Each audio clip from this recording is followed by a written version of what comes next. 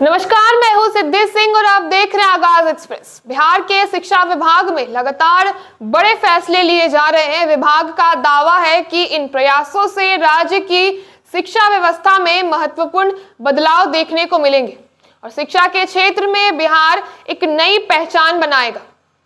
इसी कड़ी में विभाग ने एक और नया आदेश जारी किया है, जिसके अनुसार अब राज्य में प्रखंड शिक्षा पदाधिकारी यानी बीईओ की नियुक्ति नहीं होगी।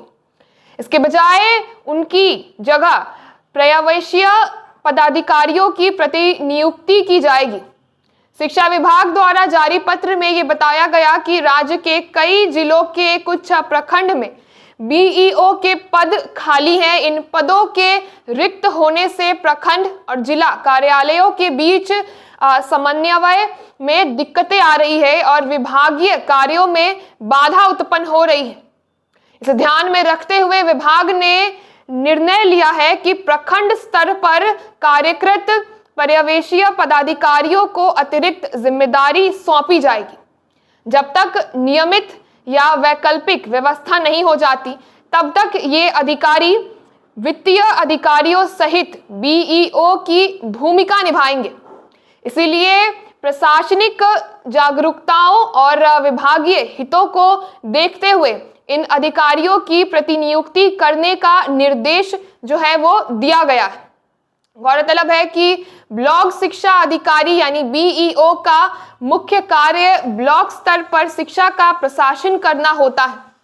उसके साथ ही वे शिक्षा का पर्यवेक्षण, निरीक्षण, मार्गदर्शन और नियंत्रण करने के अलावा हितधारकों को शैक्षिक जानकारी प्रदान करने का काम किया करते हैं। उनके कार्यों में स्कूलों के सकारात्मक विकास के लिए योजनाएं बनाना, उसके साथ ही विस्तार शिक्षा अधिकारियों को गतिविधियों पर नजर रखना, तालुका के प्रारंभिक विद्यालयों का निरीक्षण करना और जिला शिक्षा अधिकारी को रिपोर्ट भेजना शामिल होता है। ब्लॉक शिक्षा अधिकारी यानी बीईओ का मुख्य दायित्व ब्लॉक स्तर पर शिक्षा प्रशासन का संचालन करना भी होता है। इसके अंतर्गत शिक्षा प्रणाली का निरीक्षण, मार्गदर्शन, नियंत्रण और शैक्षिक जानकारी का प्रसार शामिल हो जाता है।